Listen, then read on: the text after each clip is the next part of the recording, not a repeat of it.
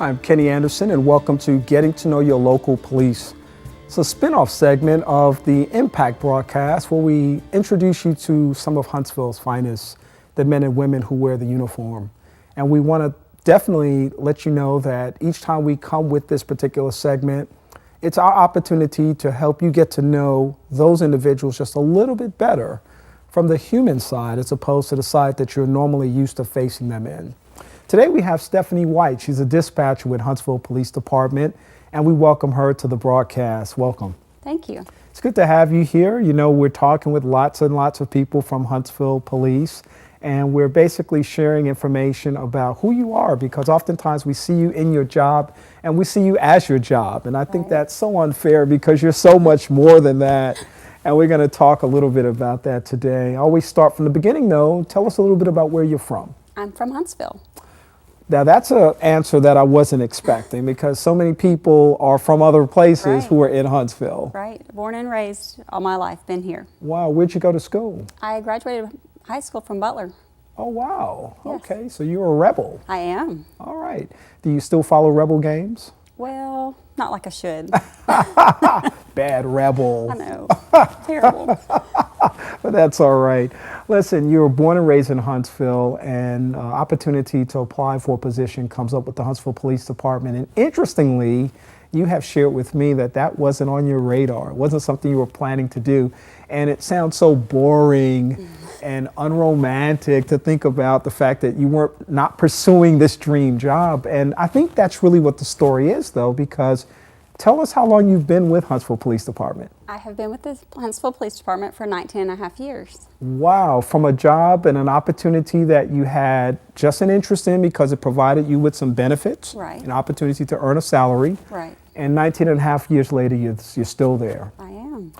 Tell me about what a dispatcher is and a typical day for you. Well, a dispatcher is a little bit multifaceted. We do everything from taking non-emergency phone calls, taking emergency phone calls. We assist 911, answering the 911 calls, and we work the radio with the police officers where we give them the details of calls, tell them where they're needed, why they're needed. We maintain contact with them throughout their shift. We keep up with every piece of information they transmit over the radio, whether it be a traffic stop where they're pulling a car over or anything else. If they do a report, we're documenting that and everything else that's said throughout the day. Yeah, which is a very important function, by the way. I mean, just the whole connectedness is important to be able to track things and to monitor things on a regular basis. And of course now, I know 19 and a half years later, technology was not what it was, what it is today back then. Correct. And so I'm sure you've seen a lot of changes in terms of how you communicate. We have always used a radio system. So I was there. I actually came in shortly after they went to a computer system. So I've been fortunate enough that my entire career has been on computers. So I haven't seen some of the changes that some of the other ones did. Yeah. But we've had various changes with computer programs. And from everything from various we use a computer-aided dispatch. Those have changed many times. We have a computerized phone system we use, which has changed many times. So each little aspect continues to change with technology. And officers didn't have computers in cars True. 19 and a half years ago. Exactly. Which they do now. And that, of course, enhances their ability to do their work so much more. Yes. So you said something that I wanted to make sure we talked a little bit about, because I've tried to, on a personal level, remind myself of this. If I have a non-emergency call to make, Right. a lot of people think police 911, which of course you want to do that in an emergency, Right. but if it's a non-emergency, you don't really want to tie up those resources that way.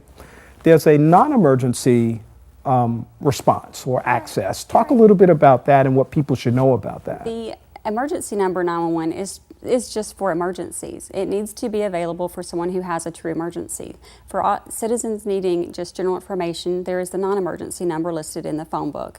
And it's there for these purposes, whether it be general information, they need an officer to come out for a report of an incident that happened at an earlier date, those type of situations. We definitely do not mind the 911 being used for emergencies, but we get bombarded with phone calls, and it does type our 911 lines with non-emergencies. Road conditions are not, that's not a 911 emergency.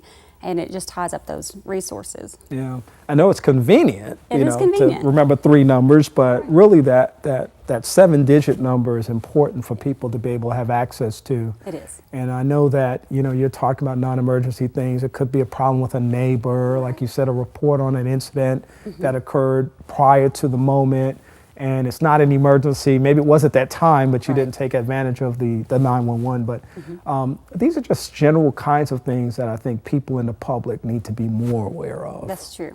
Yeah. So tell me a little something about every day you get up, you go to work. What makes you keep doing it after 19 and a half years? Well, I think most dispatchers have a feeling of making sure their officers go home every day, that they feel it's their responsibility to make sure that each officer goes home safe. It's more than that, but that's how we feel. We know that we can be their lifeline when needed. They have many of them, but we're one of them. We're just a resource to help them do their jobs. We're here for the citizens and the officer safety, and we take it very seriously.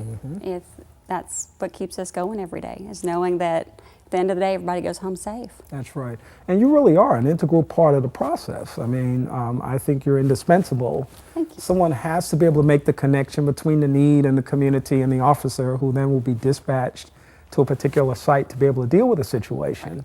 And so to have you there is certainly a critical function in terms of the overall picture of policing. And so we're thankful that you do what you do. You, of course, as a dispatcher, 19 and a half years, are, one day looking at retirement. We're not saying anytime soon, but what kind of things do you like to do for fun? And when you have that free time to just kind of let your hair down, what kinds of things do you like to do? My free time is spent with my son and my husband. We just try to have family time with, the shift work. We have different off days, so we have no family off days together. So when we have the opportunity to do family activities, we try to take advantage of them. Yeah, which is always good, and I guess that's really good. That's a good interruption, I think, to your daily work. Right. That you can reconnect with family and have that reward that comes from the time that you spend together. It has to be quite fulfilling. You obviously care a lot about the work that you do, and we thank you for what you do. Thank you. I know that the opportunity that we've had to talk with police officers and law enforcement officials on this broadcast has been helpful for me in having even greater appreciation for the work that's done. So thank you for what you do. Well, thank you very much. All right. We once again want to remind people that it is important to make a distinction between non-emergency and emergency. Yes. And if it's an emergency, definitely call 911, but there's another number that you Right. can call if you just have a non-emergency issue. Exactly. So thank you, Stephanie, for sharing that with us you. today. We want to thank you for being a part of our broadcast. It's getting to know your local police, and it's our opportunity to share the law enforcement community with you to help you know just a little bit more about why they do what they do. And we're just so thankful and appreciative for all the work that's done by our officers, male and female, for the Huntsville Police Department. And we thank them for being our partners. We thank you for tuning in, and we hope that you'll join us again for Getting to Know Your Local Police. I'm Kenny Anderson. We'll see you soon.